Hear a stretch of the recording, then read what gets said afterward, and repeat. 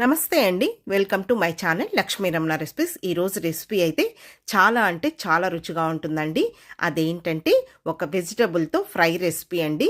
ఈరోజు నేను దొండకాయతో ఒక మంచి రుచికరమైన వేపుడు రెసిపీని ప్రిపేర్ చేసేసానండి.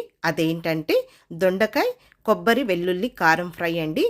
నేను ఆల్రెడీ చాలా డిఫరెంట్ స్టైల్లో ఈ దొండకాయ వేపుడిని వీడియో పోస్ట్ చేసి ఉన్నానండి.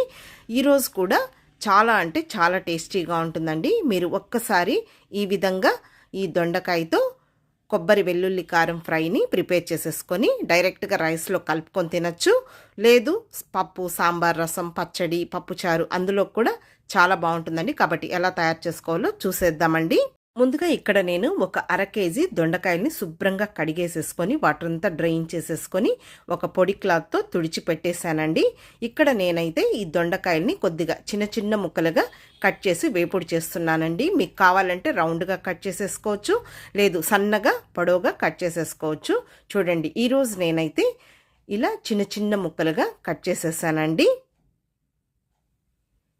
ఇప్పుడు ముందుగా స్టవ్ వెలిగించుకొని ప్యాన్ పెట్టేసుకోవాలండి.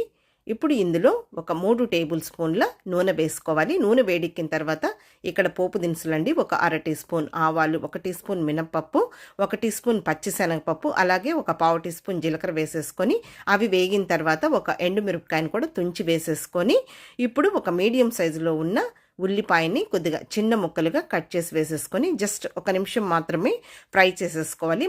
మనం దొండకాయలతో పాటు ఆ ఉల్లిపాయల్ని ఫ్రై చేసేసుకుంటాం. ఇప్పుడు కొద్దిగా కరివేపాకు కూడా వేసేసుకొని వెంటనే ముందుగా కట్ చేసి పెట్టుకున్న ఈ దొండకాయ ముక్కలు వేసేసుకోవాలండి. ఇప్పుడు ఇందులో ఒక 1/2 టీ స్పూన్ పసుపు పొడి, అలాగే కొద్దిగా సాల్ట్ కూడా వేసేసుకోవాలి. ఇప్పుడు ఈ దొండకాయ ముక్కల్ని మీడియం ఫ్లేమ్లో ముందుగా ఇలా కలుపుకుంటూ ఒక 2 నిమిషాలు వేగనివ్వాలి.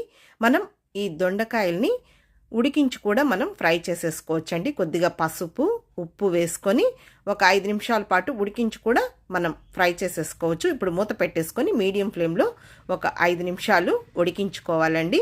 ఇప్పుడు అది ఉడికే లోపల ఇక్కడ మనం పొడిని ప్రిపేర్ చేసేసుకుందాం. ముందుగా ఒక మిక్సీ జార్ తీసేసుకొని ఒక 2 టేబుల్ స్పూన్ల ఎండు కొబ్బరి పొడి, అలాగే 1 టేబుల్ స్పూన్ కారం పొడి, ఒక 1/2 టీ స్పూన్ జీలకర్ర కూడా వేసేసుకొని ఇంకొద్దిగా సాల్ట్ వేసేసుకొని చూడండి ఈ విధంగా మిక్సీ పట్టేసుకోవాలండి. ఇప్పుడు ఇందులో ఒక 8 వెల్లుల్లి రెబ్బల్ని కచ్చాపచ్చగా దంచి వేసేసుకొని జస్ట్ ఒకసారి గ్రైండ్ చేసేసుకోవాలండి. ఈరోజు వేపుడులోకి ఈ పొడి అండి టేస్ట్ ఇచ్చేది. చూడండి, ఇప్పుడు 5 నిమిషాలు అయిన తర్వాత మూత తీసి చూస్తే చూడండి దొండకాయ ముక్కలు మనకు ఒక 1/4 వంతు దాకా వేగాయి. ఇప్పుడు మూత పెట్టకుండా ఇంకొక 2 నిమిషాలు ఇలా మీడియం ఫ్లేమ్లో కలుపుకుంటూ ఫ్రై చేసేసుకోవాలండి. ఇప్పుడు చూడండి మనకు దొండకాయ ముక్కలు వేగాయన్నమాట. కొద్దిగా క్రంచిగా ఉంటేనే బాగుంటుందండి ఈ వేపుడులోకి. మనం అలా ఉడికించి కూడా వేపుడు చేసేసుకోవచ్చండి. ఇప్పుడు నేను ఈరోజైతే డైరెక్ట్గా పోపులో వేసేసుకొని ఈ విధంగా ఫ్రై చేసేస్తున్నానండి. మనకు ఎలా ఇష్టమైతే అలా చేసేసుకోవచ్చు. ఆయిల్ కూడా ఏం మరీ ఎక్కువ అవసరం లేదండి. మనకు ఒక్కొక్కసారి ఇలాంటి వేపుళ్ళు కొంచెం ముద్దగా అవుతూ ఉంటాయండి.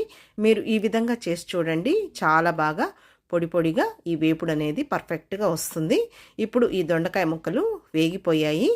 ముందుగా మనం తయారు చేసి పెట్టుకున్నాం కదా అండి కొబ్బరి వెల్లుల్లి కారం, ఆ పొడిని వేసేసుకొని ఇప్పుడు ఇందులో ఒక 1/2 టీ స్పూన్ ధనియాల పొడి కూడా వేసేసుకొని కొద్దిగా కొత్తిమీరని సన్నగా చాప్ చేసి వేసేసుకొని జస్ట్ ఈ పొడినంతా కూడా ఈ దొండకాయ ముక్కలకి బాగా కలిసేటట్టు కలిపేసేసుకొని లో ఫ్లేమ్లో 1 నిమిషం మాత్రమే ఈ వేపుడిని మనం ఫ్రై చేసేసుకోవాలండి. ఎందుకంటే మనం ఇక్కడ కొబ్బరి కారం వేసాం కాబట్టి హై ఫ్లేమ్ పెట్టామంటే మనకు ఆ ఫ్లేవర్ అంతా కూడా చేంజ్ అయిపోతుంది, ఆ పొడంతా కూడా మాడిపోతుంది. సో అందుకని లో ఫ్లేమ్లో 1 నిమిషం మాత్రమే ఫ్రై చేసేసుకుంటే సరిపోతుందండి. ఇప్పుడు స్టవ్ ఆఫ్ చేసేసుకోవాలి. అంతే అండి, చూశారు కదా ఈరోజు నేను దొండకాయ వేపుడిని ఇలా కొబ్బరి వెల్లుల్లి కారం వేసేసి ఎలా ప్రిపేర్ చేశానో చూశారు కదా అండి. ఎప్పుడు మనం ఒకేలాగా చేసుకుంటే మనకు బోర్ కొడుతుంది. సో అందుకని మనం వేపుడిని ఇలా డిఫరెంట్గా చేసేసుకోవచ్చు. కాబట్టి చూశారు కదా అండి, తప్పకుండా ట్రై చేయండి. వీడియో మీకు నచ్చితే లైక్ చేయండి, షేర్ చేయండి.